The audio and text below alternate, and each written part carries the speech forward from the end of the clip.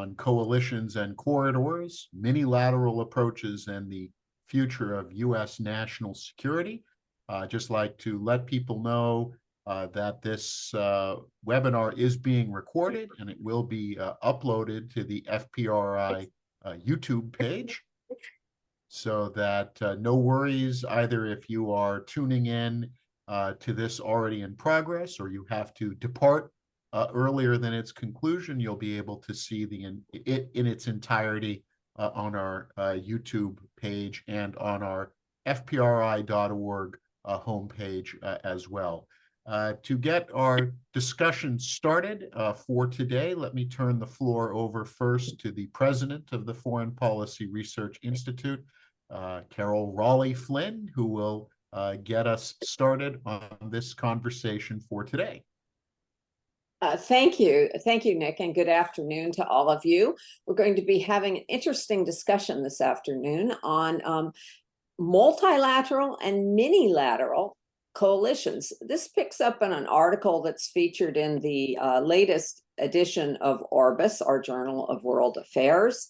And we are lucky to have with us today two of the authors of that article, Jada Fraser, who is a master's degree student in Asian Studies at Georgetown University School of Foreign Service, and she's the editor-in-chief of the Georgetown Journal of Asian Affairs. We also have Mohammed Soliman, who's the director of Strategic Technologies and Cybersecurity Program at the Middle East Institute. Our host today, someone who probably needs no introduction, is Nick Gvosdev, who is the director of the National Security Program at FPRI, and he's also the editor of Orbis. He's also a professor of national security affairs who holds the Jerome E. Levy Chair in Economic Geography and National Security at the U.S. Naval War College in Newport, Rhode Island. Before I turn the reins over to Nick, I would also like to spend a moment thanking our supporters and our board. We could not do what we do without you. And those of you who aren't members of FPRI or supporters of FPRI, we encourage you to do so. So please check us out online and on Twitter. We're out there. And so without further ado, I shall turn it over to Nick Gvosdev. Thank you very much, Raleigh, and welcome to everyone to this very important conversation. This article that appeared in Orbis, I think, is very critical because it comes at a time when we are experiencing a major shift in international affairs and how the global system is organized. For the last 30 years in the post-Cold War period, the United States often operated on the basis of a hub and spokes approach, that the United States could more or less try to set the security, political, and economic agenda for a region. It could try to create a large grouping and bring countries in together, and that was really the only option or game in town. And what we've seen, the diffusion of power in the world, the rise of China, the rise of the global South powers, is changing that dynamic, so that we are seeing that the United States can't just sort of unilaterally come in, set an agenda, set a term of conditions, say to a country, here are the 100 conditions you must fill in order to be in partnership with the United States. Instead, it's a more competitive environment, and it's one where the United States needs to become much more adept and comfortable with this notion of mini-lateralism. And particularly, Jada, the work that you've been doing on this has been fascinating. The idea that we will not have one overarching organization for a region or even globally, but we will have coalitions that come together to cooperate on one set of issues. They may not cooperate on others, and the coalition members may not be consistent from one issue to the next. And this is also taking place against the rise of new corridors of connecting different parts of the world. Again, one of the things of the hub and spokes approach from the 90s really reflected in how the United States created its modern system of geographic combatant commands, is it assumed that regions were more or less on their own. And what we instead now have is that countries are reaching across US bureaucratic geographic barriers to connect with each other, supply chains, security corridors, technological, economic, energy partnerships, and that countries are doing so even if, again, they don't necessarily see eye to eye on every issue, but they see an area where they can cooperate and link together, and that this is also becoming a driving force. And particularly, Mohammed, in your work, I believe you are. I would at least credit you with the being the intellectual godfather of the concept of the Indo-Abrahamic corridor, which is something that really works against, was not something that was really on many people's radar in Washington, because we tend to think of India oriented towards China, and we don't think of the Middle East's long-term connections to South Asia, of course, predating the modern era, but that this is a corridor which is rapidly taking shape and which really has the power to be a determining factor in global affairs. And we've certainly seen this over the last year with regard to the reaction of the global South to the Russian invasion of Ukraine, that the Indo-Abrahamic corridor in many ways is the swing vote in terms of how global policy towards Russia and towards Ukraine is shaping out. So there's a lot here, a lot that you put in your article for Orbis, and those, when we sent the invitation out, we sent a link to the ungated copy of the article. I hope people have had a chance to read it. It's really groundbreaking in how it's phrasing the new thinking that I think we need to adopt in Washington. I thought I would turn the floor over to you, Jada, and to you, Mohammed, to just give us some opening thoughts, and then we will converse on some of the themes. I'd like to encourage our audience, as you are hearing and listening to things, you can use the chat function or the Q&A function to type in questions and comments. We will be collecting and curating them throughout the course of our hour together. So feel free to contribute into the discussion that way. So whichever of you would like to go first, I think we had Jada perhaps maybe starting us with mini-lateralism and sort of your take on that, and then Mohammed, will turn to you for your comments as well. Thank you so much, Nick. And first, I'd really like to thank the Foreign Policy Research Institute for inviting Mohammed and I to come and give a discussion on the recent article that we were very grateful to publish with Orbis. This is something that I know Mohammed and I have been thinking about and talking about for a while. And so it was really an excellent opportunity for us to put our heads together, write this piece, and now discuss it with all of you. So first of all, thank you very much. So to start off, I think it's really important that we start by defining what a mini-lateral is. And this is something that I have been working on in a different paper that aims to really build out a conceptual framework for this idea of mini-lateralism. The short and sweet definition I've landed on is that mini-laterals are cooperative arrangements among a group of aligned or allied states that offer a unique mix of trade-offs between commonality of interests, transaction costs, and collective resources that is distinct from traditional alliances or multilaterals. So really what I mean by that, first, if we look at alliances, what an alliance does is it reduces transaction costs in achieving the public good of security vis-a-vis some potential adversary or adversarial alliance. But by bringing more countries and resources into alliances as you grow them, you start to water down policies and preferences to accommodate the least common denominator of a larger and more diverse group. As alliances grow, they entail increasingly considerable transaction costs in reaching decisions. Now, if we think about multilaterals, which are even bigger, what you have is even more watered down preferences and higher transaction costs.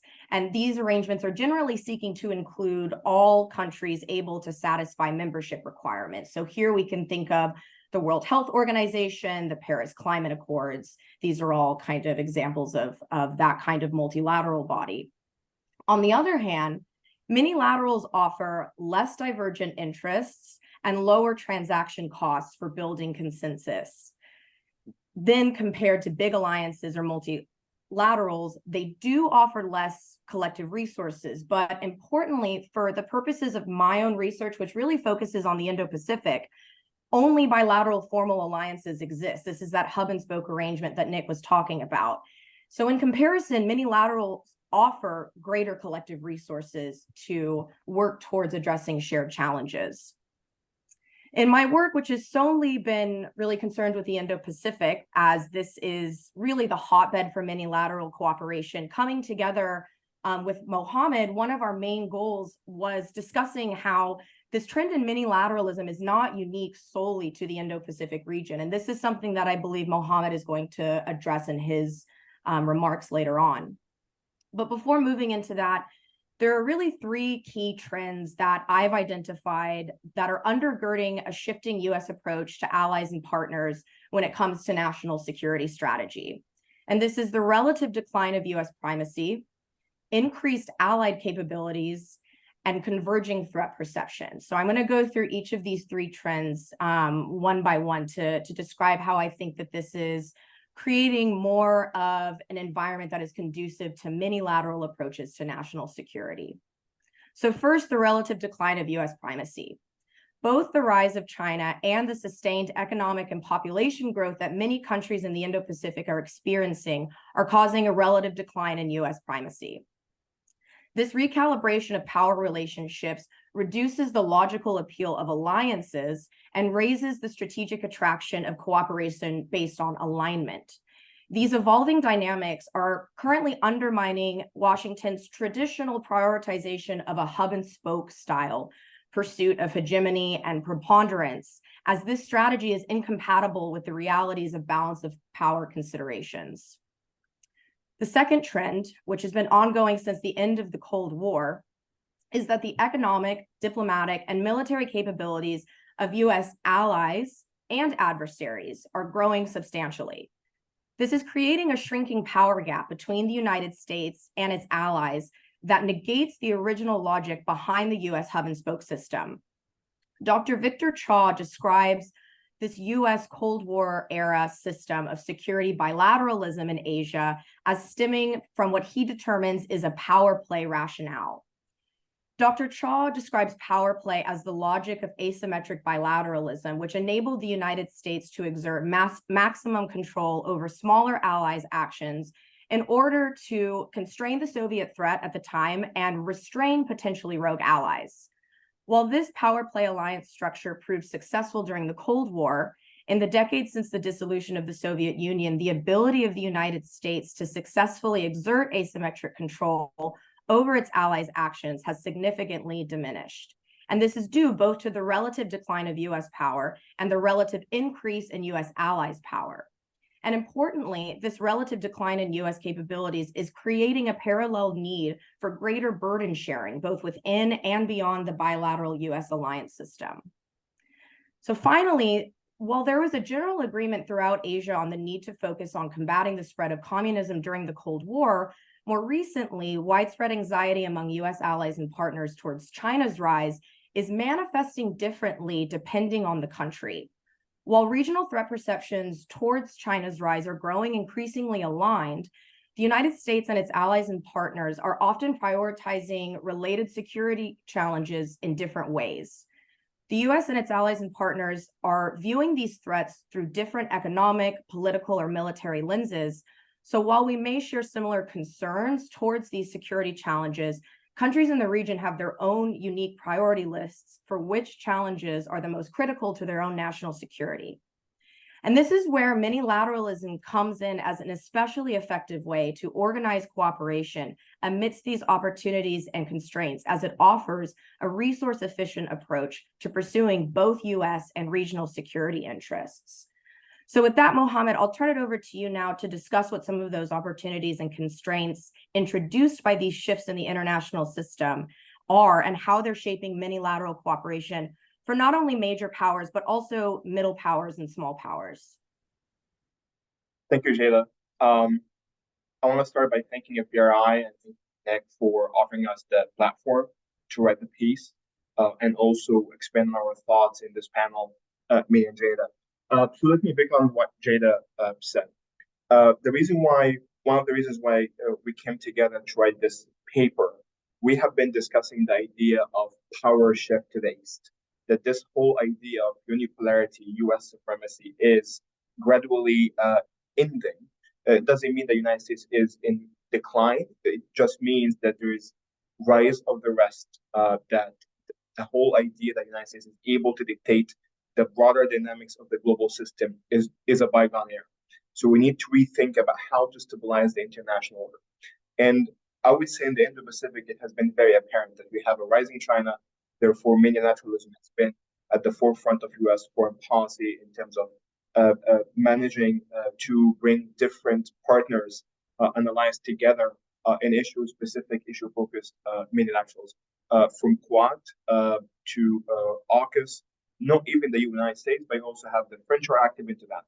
That trend, in my viewpoint, is not specific or unique to the Indo-Pacific. The same challenges that exist in the Indo-Pacific, I would say, exist in the Middle East, a region that I define, like you said, Nick, as a middle space between the Indo-Pacific and Europe, a region that also expands to South Asia, merged with South Asia, a middle corridor, where we have already a dual hierarchy where the United States is, some extent, a very dominant security partner, but it doesn't really have the same interest or the same political will to be dedicated to its own partner allies in the region.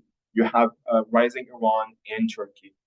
You have broader engagement from China and Russia in the region. So the region is, I would say, complex in terms of hierarchy.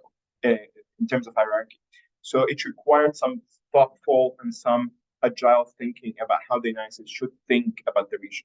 The United States' objective in the region right now is to do more with less resources, to be more active in the focal domain, diplomatic domain, get its own interest fulfilled in the Middle East without dedicating the same level of resources that we have seen after Iraq War or even before. So mini-lateralism came to the region from that sort of angle. We have seen I would say we have seen a new trend of moving from nation building to order building in the Middle East. So the United States is not really just focused on maintaining a strong partnership and alliance system with individual countries from Israel to Saudi Arabia to the UAE or Egypt, but just to really bring these allies together in a US-backed architecture, a regional architecture that's willing and able to bring these middle powers and regional powers into the decision making when it comes to hardcore security questions. We started, I would say, with the Abraham Accords, even though it's a normalization agreement. I would say it's a start of that trend. You also have the Najaf Forum, which brings countries like Egypt, a country that normalized relationship with Israel back in the 70s. It brings it together with UAE, Bahrain, Morocco to discuss a regional architecture based on 5 pillars, from security to energy security to maritime security. And then you have on top of that, I would say the ITU2, which is, in my viewpoint, a manifestation of the merge between Middle East and South Asia as West Asia. So you bring India to the mix, which is also, in my viewpoint, an indication that the partnership with India goes beyond the Indo-Pacific into West Asia. I would say that in the last few years, that shift in Washington in terms of how they view the Middle East through the lens of minilateralism reflects a broader view in Washington that minilateralism is the way to go if we need to manage our resources scarcity and also maintain a dominant position in the broader international system. So from AUKUS Quad to ITU to Najaf Forum, East Med Gas Forum, to even revitalization of NATO is part of that broader trend. The United States is trying to bring more allies and partners, not only in terms of just for them to spend more, the 2%, what have you, but also for them to be part of the broader decision making.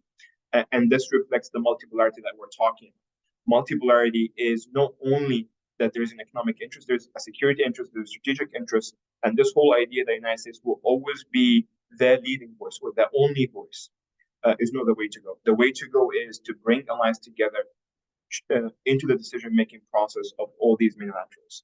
And I'll stop here. Thank you. Yeah, Mohammed, I'd really like to pick up on what you're talking about, the importance of bringing in allies and partners into the actual decision-making process, the agenda-setting process. And I think that Australia's recently released Defense Strategic Review really sums this up well. It has a really powerful one-line sentence that is, the United States is no longer the unipolar power in Asia. Though unlike Australia's recently released strategic documents, the United States has yet to acknowledge this fact in our own strategic documents. But one of the mini-laterals, AUKUS, that we discussed in our piece in Orbis, I think represents a tacit acceptance that the United States cannot be the sole security provider in the Indo-Pacific, let alone around the world.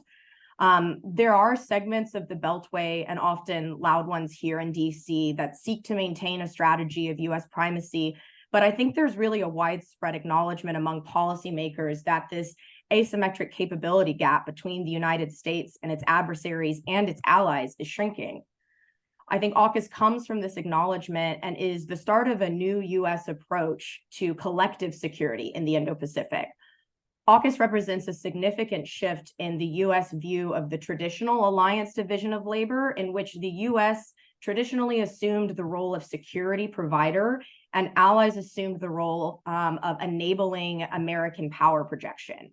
So both Pillar 1, which has to do with the provision of nuclear-powered submarines to Australia, and Pillar 2, which has to do with advanced technology cooperation, break with this logic and aim to support Australia becoming a net security provider in the Indo-Pacific.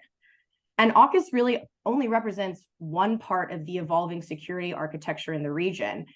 An evolution away from the traditional hub and spoke model offers the United States maneuverability and space for nuanced approaches to security cooperation with allies and partners. Minilaterals such as the Quad, which we also talk about in our article, and the more newly formed minilateral, which encompasses the United States, Japan, Australia, and the Philippines, provide unique opportunities for collaboration. These groupings each have different mixes of member countries, each with varying priorities, which actually allows the US to tailor objectives and approaches to specific challenges while maximizing the impact of increasingly limited resources.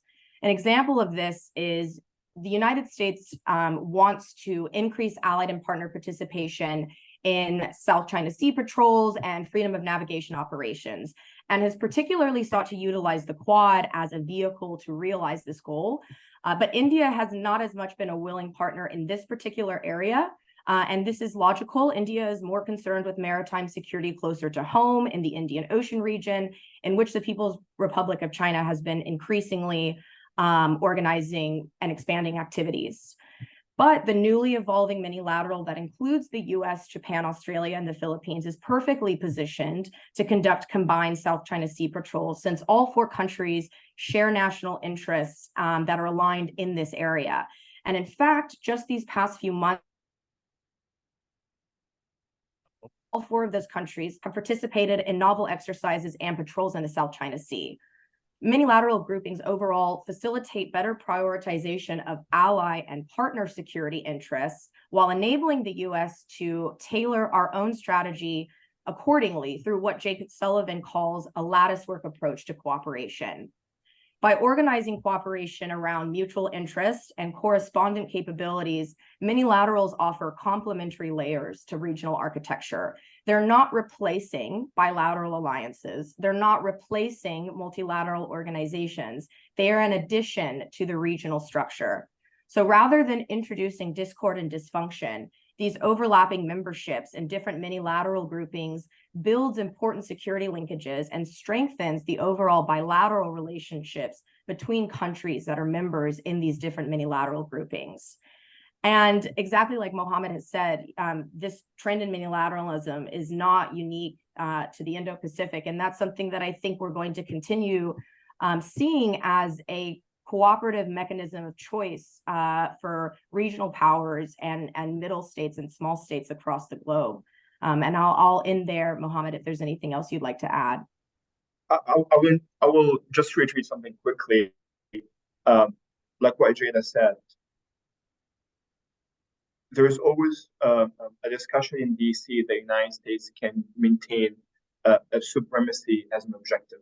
We do not believe that. I would say our article belonged to a generation or a series of articles that emerged in the last few years that say we have a problem with our own resources. We do not have the same resources. That means we need to be very wise and very wise about the way we are deploying our resources and when it comes to our own global position. What I mean by that specifically, we have the Trump administration and later on the Biden administration acknowledging this fact in the defense strategy. We are departing from a two-war construct to one-war construct. Our military acknowledging this fact. We cannot maintain that posture. That means we need to be very clear-eyed about where we are, about where we should go. And I would say minilaterals is the way to go for the U.S. positioning in terms of bringing allies and partners resources in a broad coalition to achieve common sense objectives. So the whole objective that just the American interest will be driving the major driving force for these minilaterals will reject it. It's more collective and also based on commitments.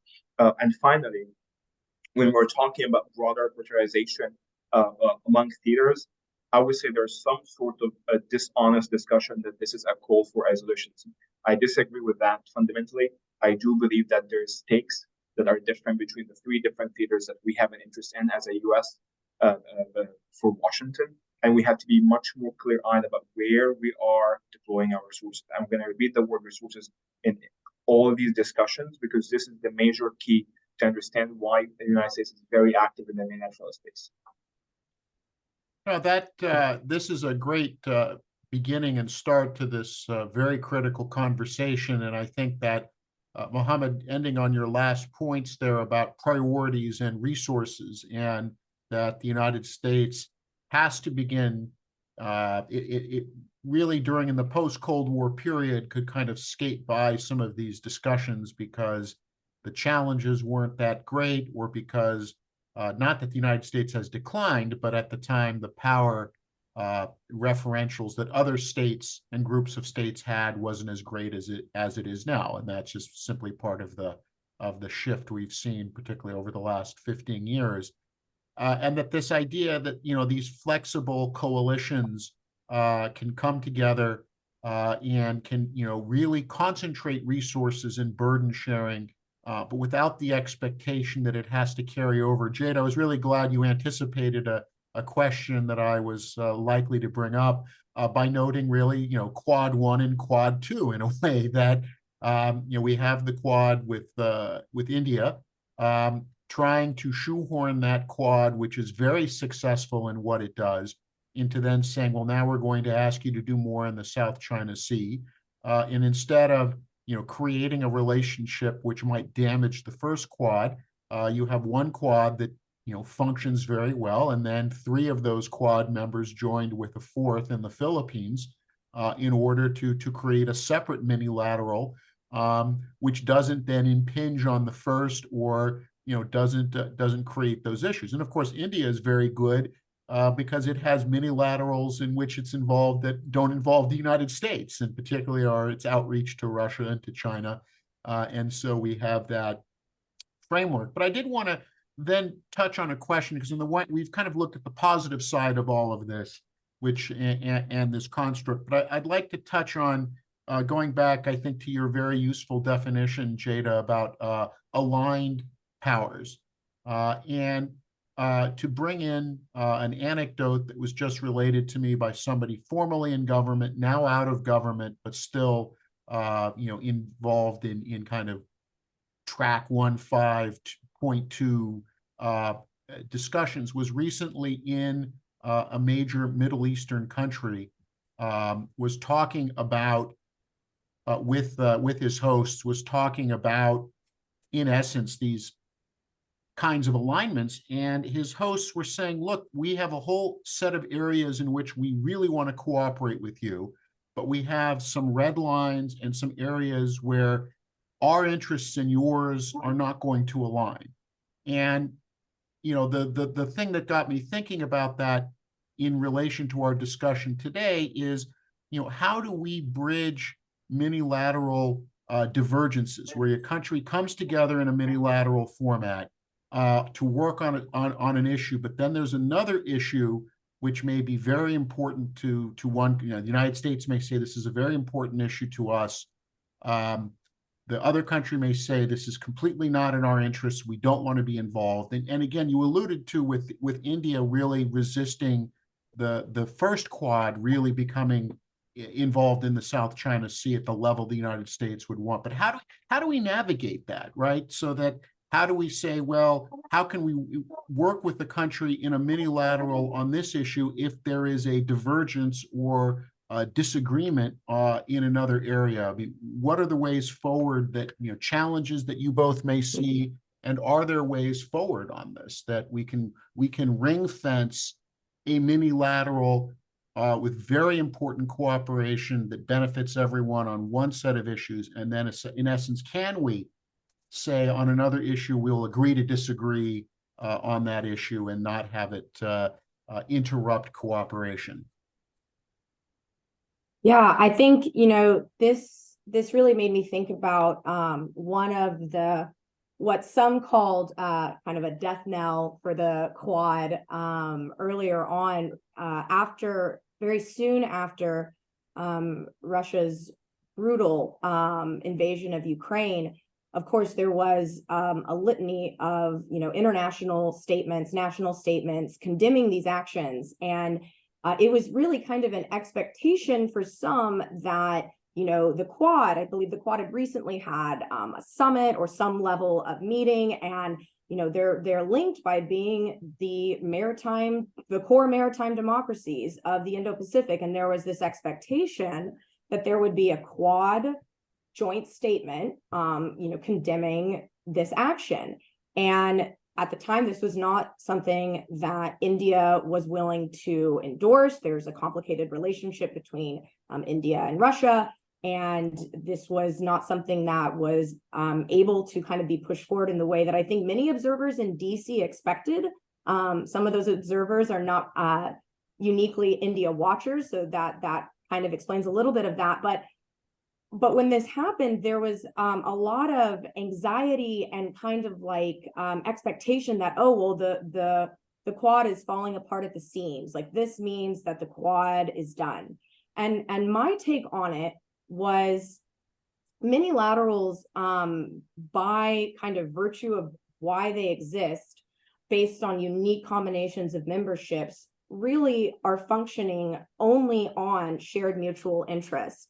And so the purposes of the Quad, why the Quad, was reinvigorated in 2017, 2018, those mutual interests are not necessarily revolved around the European theater and what's happening in Ukraine. And while, of course, Japan, Korea, and not a member of the Quad, Australia, have made clear linkages between the European and transatlantic alliances and the Indo-Pacific region alliances there, the Quad's agenda was not necessarily upset or immediately concerned by producing a joint statement condemning the Russian invasion.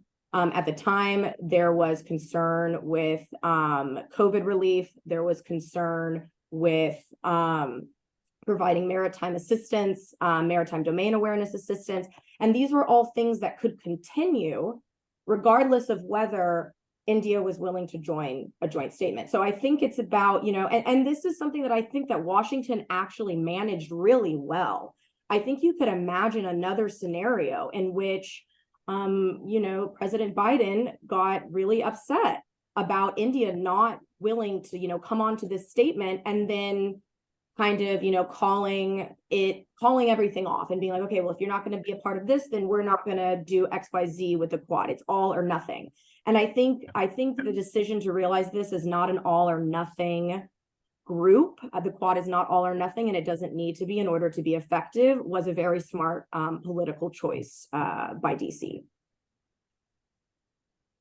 I agree with Jada 100% here. I think one of the problems that exist in DC is people in DC expect for alignment. They say mini-lateralism, they say mini coalitions. In de facto, what they're asking for is for alliance. And the problem is with that, they have, in my viewpoint, a false expectation that wherever mini-lateral you have in the Indo-Pacific or the Middle East, that means they're global alliances. They're not. So the whole expectation, this is what people in Delhi were telling me candidly. This Quad for us is Indo-Pacific focused mini-lateral.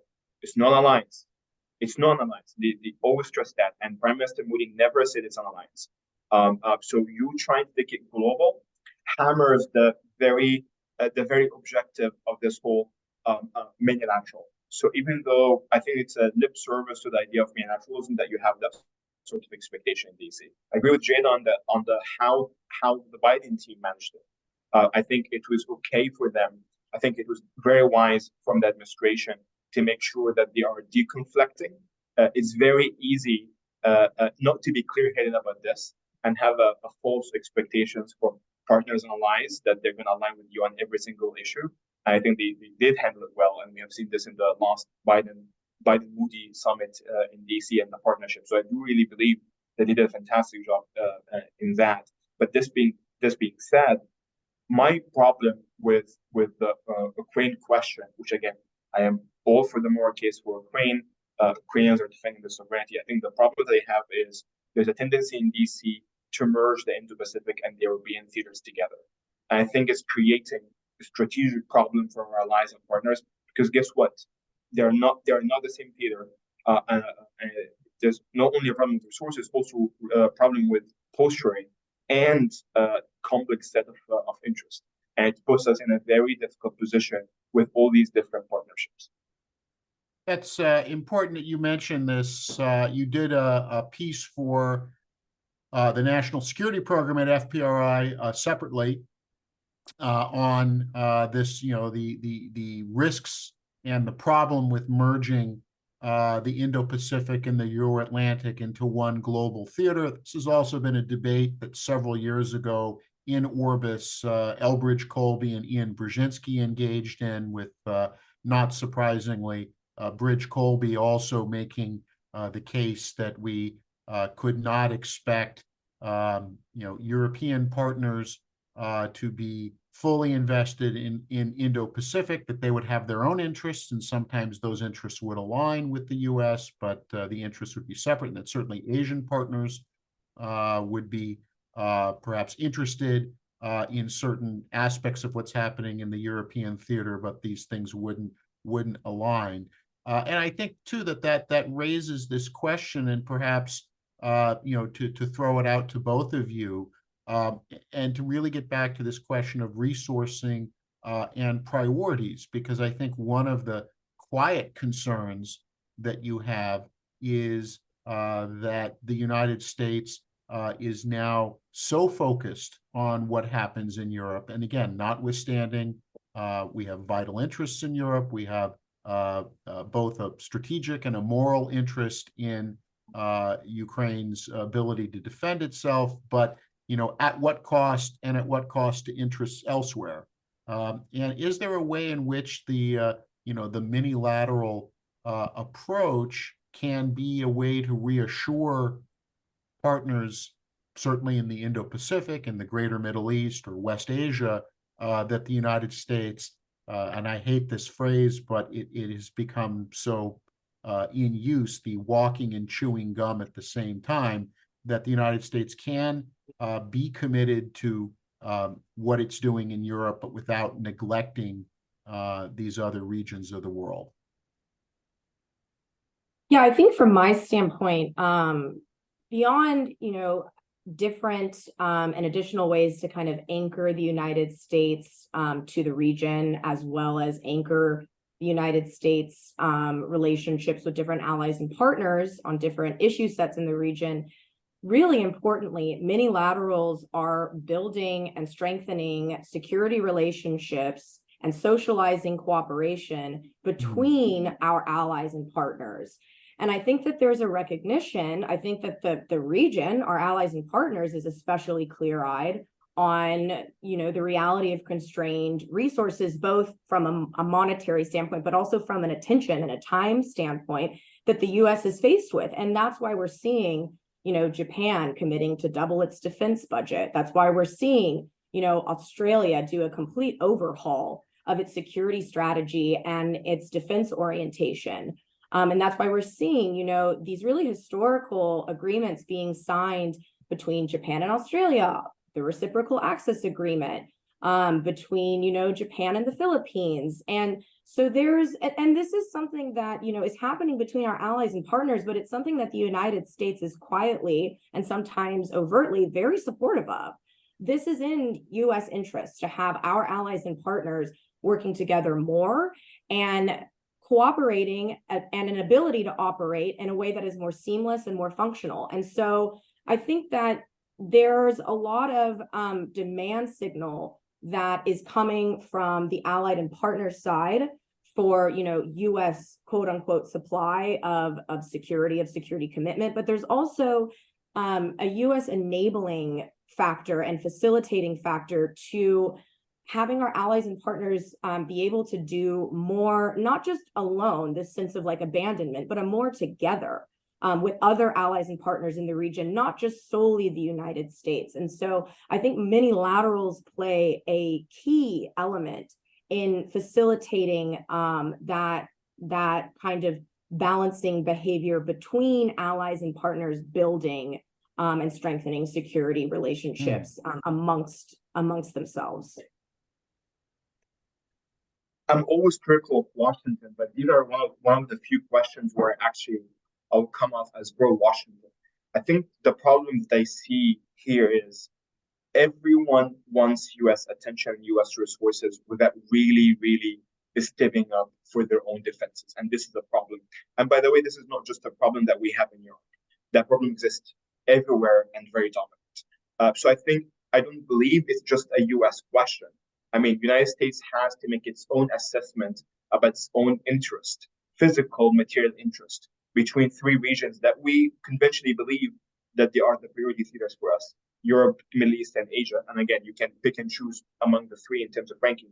But for other allies and partners, they need to step up, and it's a priority. And I'm going to give a statement that might be controversial. I don't believe we are in peace times. I'm not saying we're in war times, but we're also not really in peace times. And this is almost a global phenomenon. You have escalation in Balkan, you have an escalation in Central Asia between Azerbaijan and Armenia, you have always tensions around Taiwan, you have always tensions in the Gulf with Iran. I'm not really, it's not really obnoxious to say, you never know what's going to happen in the next few years in terms of broader security escalation and how these many conflicts could merge together. So at some point, you need in your own capital to step up your spending. So this is why the Tokyo efforts, I would say the Seoul effort, and what you were seeing in Saudi Arabia and Egypt is very welcome news for the United States, because yes, we do need these partners and allies to step up their own security, because of course, we're very happy that the Egyptians are leading the naval workforce in the Red Sea, because we care about that. Maybe we need our own resources in the Gulf right now, so it's better for us to have the Egyptians there. It's better for us to have the East Med gas forum that brings the French, the Egyptians, and the Israelis together in a broader coalition on Iran energy security. So we are happy with allies and partners stepping up, and they must step up. That whole idea that you cannot criticize the United States for having a primacy foreign policy, at the same time keep asking the United States to provide you with security and be the sole provider of security. It doesn't really match. Yeah, and if I can two-finger off of that, Mohammed, I think, a whole goal of one of the minilaterals we've been talking a lot about, Quad, is to enable, other third-party countries in the Indo-Pacific to be able to do more for themselves and contribute more to, balance of power in the region. The whole, Quad initiative on providing maritime domain awareness capabilities to Southeast Asian and Pacific Island countries is to enable, those countries' abilities to, monitor for illegal, unreported, and unregulated fishing incidents, for incursions into their territorial waters, whether that's by, the Chinese Coast Guard or others. And so an explicit goal of minilaterals themselves is exactly what you're talking about, Mohammed. All right, some questions coming in. Let me start with someone who is a co-author, a fellow author with you in the same issue of Orbis, Rachel Ziemba, asking how should the U.S. respond to allies who feel excluded from the minilateral process, the allies that have not been grouped in? And related to that, do you foresee any challenges managing the range of these minilateral deals? As she puts it, how do we avoid a new version of the noodle bowl worries that now we have so many of these minilaterals that it really doesn't, it just gets more confusing, and it doesn't really produce effective solutions in the end. So throw those out to you. Yeah, I think those are both really good questions. And for your first question about countries that feel excluded from this minilateral process, my mind immediately jumps to two specific situations. One, South Korea in general, a lot of times has been kind of talked about in the debate here in DC as like a clear missing partner. There's a lot of talk about expanding the Quad to a Quad Plus, with South Korea being kind of the main idea of who would be an ideal partner.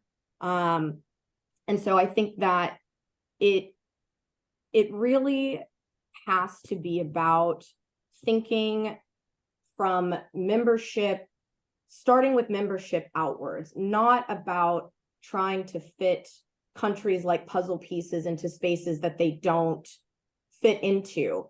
So I think, we're seeing more of an emphasis on purpose-built minilaterals based on what does each specific country have to offer. And, when the Quad was revitalized, we were under a different administration in Korea.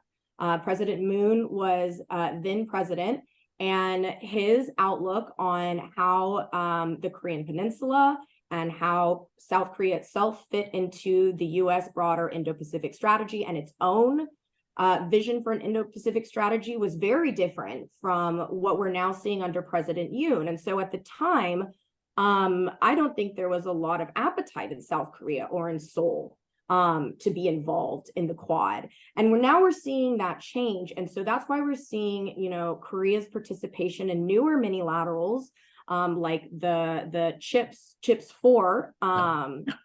And so I think that it's a lot of domestic constraints and changing domestic winds in countries that are going to preclude or include countries and minilaterals. And I think if you start from a purpose-built, membership-oriented starting place, then there really should not be any situation in which, in perpetuity, a country is going to be left out of this evolving minilateral architecture.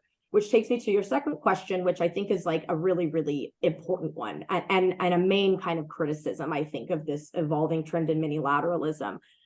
And from what I see it, this kind of goes in two ways. You have a noodle bowl situation within a minilateral, in which the minilateral itself is going to suffer from mission creep, because it continues to add each and every potential and emerging challenge to its agenda, which then, waters down its ability to effectively utilize its resources to address any one of them because it's spread too far thin.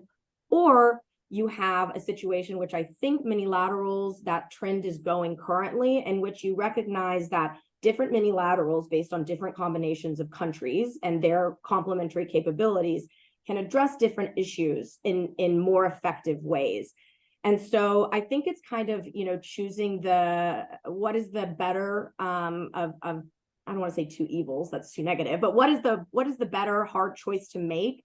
Is it one minilateral with an ever expanding agenda, or is it managing different minilaterals that are more, purpose built around challenges that different combinations of countries can more effectively meet? And I think it's going to absolutely be a challenge for bureaucracies in all of the countries that are, included in the memberships of these minilaterals to manage that. But I think that is the direction that we're headed in. That's very thoughtful from Jada. I think I will pass. Okay. Well, let me take several questions that have come in that I think to group them together. Starting with Lance Morgan was commenting on China and Russia seem to be playing Pakistan and India off each other. Issues. China has issues with India. Russia supports India, buys discounted oil. The sense of how this plays out. But then I wanted to tie this to Nick Schaefer's question about that. The United States is not the only mini-lateral actor in town. We have Russia and China via the BRICS process. And this question that as we have more maximalist approaches in Washington for how we approach China and Russia, right? That it's how are we going to think flexibly about these relationships that some of our mini-lateral partners have with China and Russia when they don't fit into the box of our strategic priorities?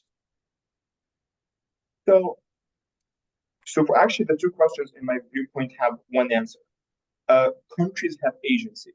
I think I want to make sure that we put this out there, meaning I get the whole idea that China and Russia have greater weight in the international system as great powers. I get that, but this whole idea that other countries are not really aware of Beijing and Moscow's intentions, I actually disagree with that. I think they're very aware. They totally understand.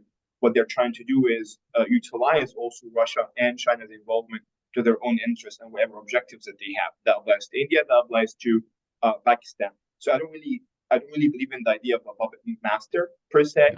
Of course, I say that there's some sort of imbalance in any sort of bilateral relationship based on the economic political weight. I get that, but it's not really a puppet master Soviet Union US Cold War dynamic. I don't believe that. I believe it's much more fluid than this. There's always more fluidity in the relationship on different domains. So this is on the first question. Second question, we're going to live with China and Russia no matter what. That's in my viewpoint a fact, right? This whole idea, I don't believe our aim is regime change. Our aim, broadly speaking, is we know that there's a rise of the West. We know that the relative strength of the United States is in decline. We just need to make the United States a favorable position in this emerging multipolar world. So that means we need to live with some of these new trends and actually use it to our advantage. And that means, yeah, there's going to be BRIC plus, but that also means we're going to have I2U2. We are also going to have Quad and AUKUS and strengthen NATO. And I mean, they're playing the same game we're playing, and that's part of the international system. But that would take me to another part about BRICS, and BRICS is very, very tied to, I would say, the West Asia by the inclusion of Egypt, Saudi, UAE, and to some extent you have Ethiopia and far away Argentina. It's part of trying to build broader coalitions that include regional powers and middle powers who feel that left out from the decision process of the international system that was built after the Second World War. We have to acknowledge that the current multilateral approach that exists today, from economics, IMF World Bank, to even AI discussions, to the Security Council, are not reformed. They do not meet the 21st century realities economically, geopolitically, and that's leading all these countries to look for other venues with the United States and with China and Russia at the same time. As long as we're not reforming these institutions, we're always going to see other minilaterals and even multilaterals that are going to compete with the DC and Europe based multilateral organizations because of this fact. We've got about 7 minutes left. Let me take the last two questions and present them to you, and to the extent that you are able or can give answers to them, that would be great. So first, with Pascal Siegel's question about the current U.S.-Ukraine discussions on security guarantees as an example of a mini-lateral approach, since it appears, Ukraine's membership in an alliance, in this case NATO, is probably not going to happen, at least for a long time. And is there an example of a mini-lateral approach for giving these types of security guarantees that might serve as a model for Ukraine? And Dylan Yachishen's question of the advantages and disadvantages of institutionalized minilaterals versus specific issue-based minilaterals Really maybe getting a little bit at the structure, how institutionalized, how structured, how informal, are there trends, and maybe just to add to his question, are there trends? Are we looking for kind of these loose coalition minilaterals versus actually creating something that has Sherpas and a secretariat and has taskings that can be delivered? So the U.S.-Ukraine security guarantees and really the types of minilateral approaches to finish out the hour with. Yeah, so I guess I can start kind of answering both of those questions at the same time. This really gets to something that can be really grating in the academic community, which is concept development and these definitions of terms. And so with minilaterals as a generally newer phenomenon, I would say probably the first instance of a minilateral would be the Trilateral Coordination and Oversight Group between Japan, Korea, and the United States, which started in 1999. So roughly, only a little bit older than 2 decades, this phenomenon. So, the literature on distinguishing, okay, how do we differentiate a minilateral from an alliance or from a multilateral has yet to kind of come to an agreed upon answer. And that is really in the paper I've been working on for a while now, is what I'm trying to do. And I've yet to come to what I feel like is a defensible answer. But one thing I will say is for the security guarantees question with the US and Ukraine, once you start introducing security guarantees, any Article 5-like commitment, you bridge the difference between a minilateral and an alliance. That's a level of international, legally defensible commitment that kind of stands against the more inherent flexibility and adaptability and nimbleness in minilaterals. So I would say for that specific situation, a minilateral approach is actually not the most effective in dealing with that scenario.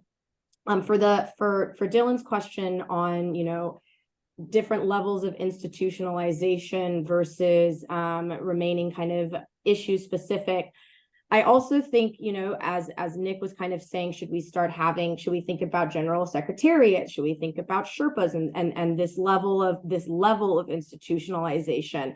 I think is when you start getting closer to the more understood conceptual definition of what a multilateral is. And I think you then lose some of the uniqueness that separates a minilateral form of cooperation and organization from a multilateral.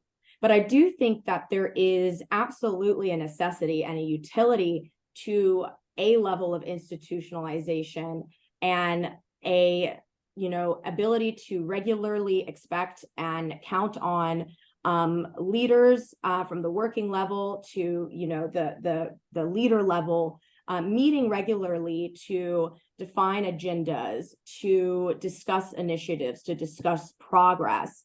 It's necessary that there's measurements and yardsticks for being able to look back and qualify whether or not you're meeting success in any one initiative, and that requires a certain level of institutionalization. So I think, that level that we've seen with the Quad, we've had multiple leader level summits, we have entire bureaucracies around the different working groups that the Quad has, as well as AUKUS. We have entire bureaucracies for the different working groups within AUKUS at the working level that meet regularly, that track progress, that have reports on success and failures. That is an appropriate level. And the US, Japan, Philippines, Australia minilateral, I would say, only doesn't have that level yet because it's so new. And I think that we should expect to see that continue developing as time passes. All right, Mohammed, last thoughts from you. Very in line with what Jada said. Let me spend some time on the question of Ukraine and Article 5. I agree 100%. Article 5-like commitment means an alliance. This being said, could minilateral offer a way forward here? Yeah, I can see a minilateral structure within NATO members already stepping up to offer some sort of security guarantees that are not on paper, But yeah, I mean, we have seen some of these discussions between Poland, UK, and Ukraine before. So it's not really a new thing. And we already have seen the France-Greece Defense Pact and EastMed and its defense agreement. And again, we can also argue that this is part of the balance of power dynamics that's taking place in the EastMed because of the rise of Turkey. So the whole idea of having a mini-lateral within NATO structure already exists, and it could provide a way forward. Not per se including the United States alone. I think it could be more of a coalition of the willing, especially in Eastern Europe. On the second question, I agree with Jada again on this point. I would also add, it's also mini-lateralism in the Middle East is more about agility, is more about issue-based coalitions. So, for example, in the Middle East case, either Najaf or the ITU2, we care so much about the working groups on the technical level. So that expands from the maritime security workforce that we have in the Red Sea, also in the Gulf, to even discussion about green hydrogen that brings a lot of people from the business community and government. So it depends. The whole idea of having a secretariat and actual rigid format and start discussing where is the capital that's going to host the major headquarters. It takes a completely different direction, and it loses the agility that the countries, other than the United States, that the countries want to have in this sort of coalition. And I'll stop here. Nick, I think you are muted. All right, I'm muted there. Thank you very much to both of you. This was a great conversation. For those of you who'd like to continue the conversation, we've already started it on the site formerly known as Twitter. You can follow Mohammed at This Is Soliman, and Jada is at Jada C. Fraser. And I am in my capacity FPRI _ Orbis. And some of the conversation that we have had live here today, we're already beginning to put out in that format. So please continue the conversation with us there. I'd like to thank everyone for attending, for all the questions and comments that came through. And I will bid you all a wonderful afternoon, and to give your virtual vote of thanks to our two speakers for their comments today. Thank you very much. Thank you, Nick, and thank you for FPRI, and it was a pleasure to be on the same panel as Jada. Thank you so much. Feeling is mutual. All right.